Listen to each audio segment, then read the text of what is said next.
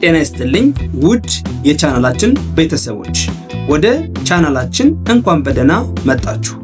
ዛሬ ይዘንላችሁ የመጣነው በጣም አስገራሚና ብዙዎቻችን ሊያስገርም የሚችል አዲስ ርዕስ ነው።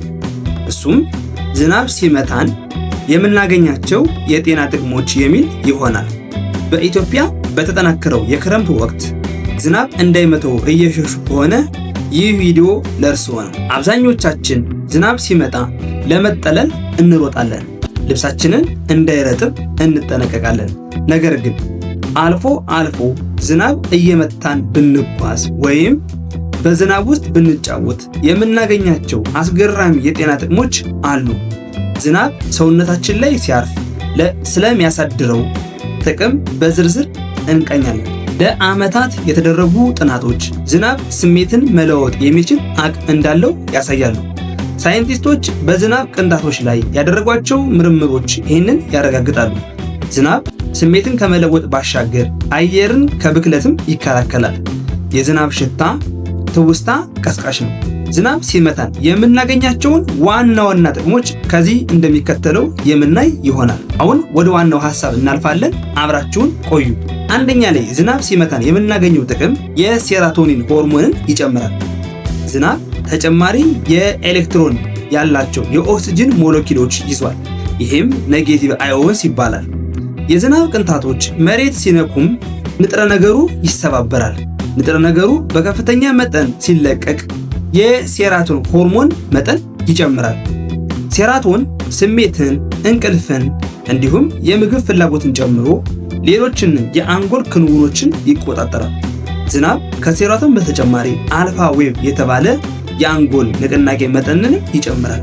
አልፋ ዌቭ ስንረጋጋ ወይም አይናችን ጨፍነን ስንዝናና የሚፈጠር የአንጎል ንቅናቄ ነው።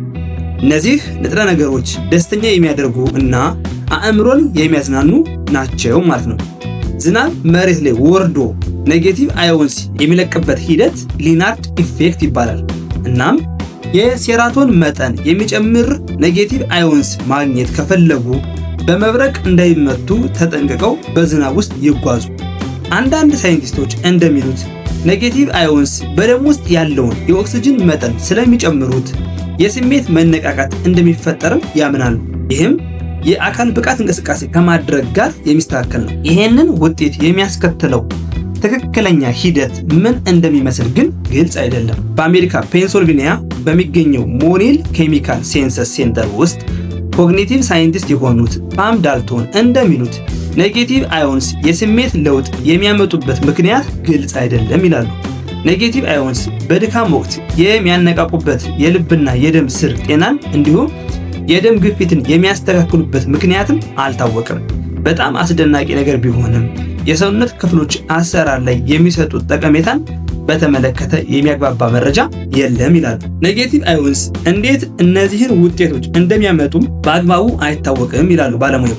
ኔጌቲቭ አዮንስ ስሜት አነቃቂ መሆናቸውን የሚያሳዩ ጥናቶች መሰራት የጀመሩት እንደ አውሮፓውያኑ አቆጣጠር በ1950ዎቹ ነው። በ1990ዎቹ ከፍተኛ መጠን ያላቸው አዮኖች ማለትም ኔጌቲቭ አዮኖች በውጤታማ ሁኔታ የሚፈጠሩበት መንገድ እስከሚታወቅ ድረስ ግን እርግጠኛ ውጤት ላይ መድረስ አልተቻለም። በ1995 እንደ አውሮፓውያን አቆጣጠር በተሰራ አንድ ጥናት ከወቅት ጋር የሚከሰት ድባቴ ያለባቸው ሰዎች በየቀኑ ከፍተኛ አዮን እየተሰጣቸው ታክመዋል። አነስተኛ አዮን ከተሰጣቸው ሰዎች በበለጠ ስሜታቸው ላይ መሻሻል ታይቷል ማለት ነው። ኮሎምቢያ ዩኒቨርሲቲ የሚሰሩት ፕሮፌሰር ማይክል ታህን እንደሚሉት ከፍተኛ ዝናብም ኔጌቲቭ አዮንስን ይዟል ማለት ነው።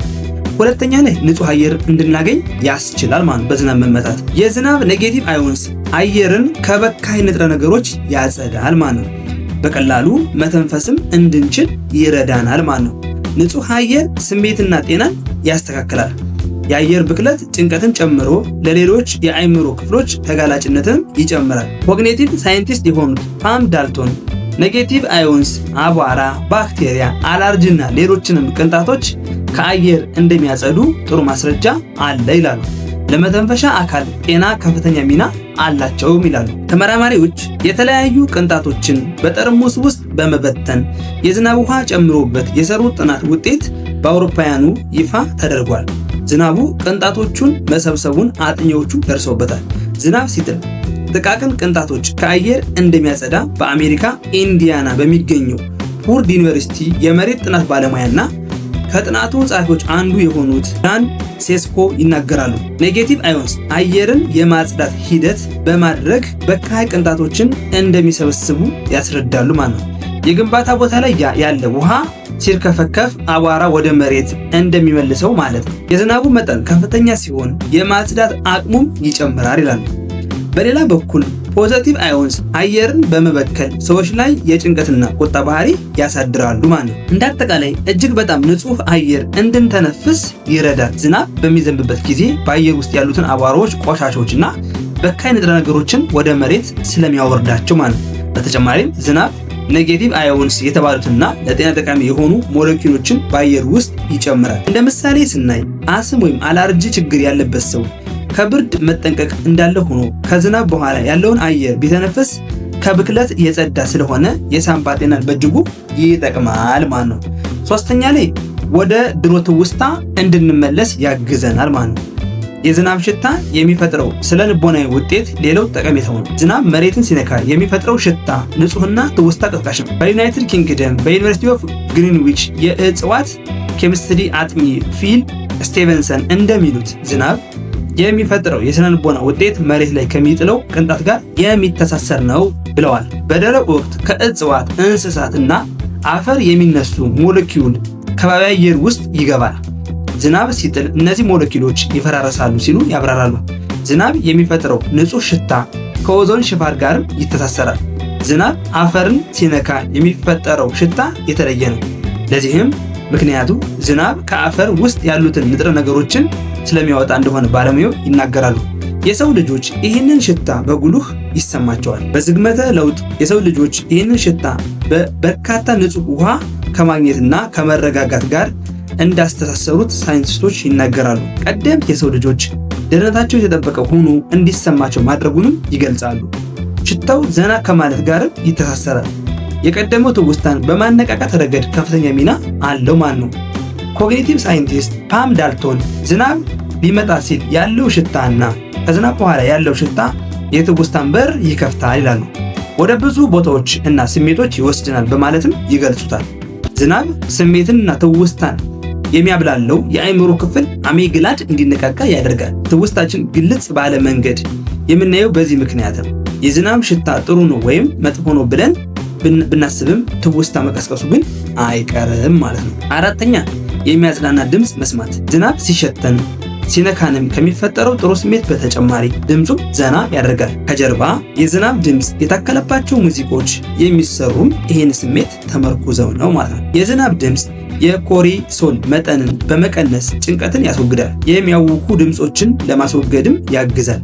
በአሜሪካ ሳውስፊልድ ክሊኒካል ኦዶሎጂስት የሆኑት ኤሚ ሳውሮ የመዝናናት ስሜት የሚፈጥረው የአንጎል ክፍል በዝናብ ድምፅ ይነቃቃል ይላሉ።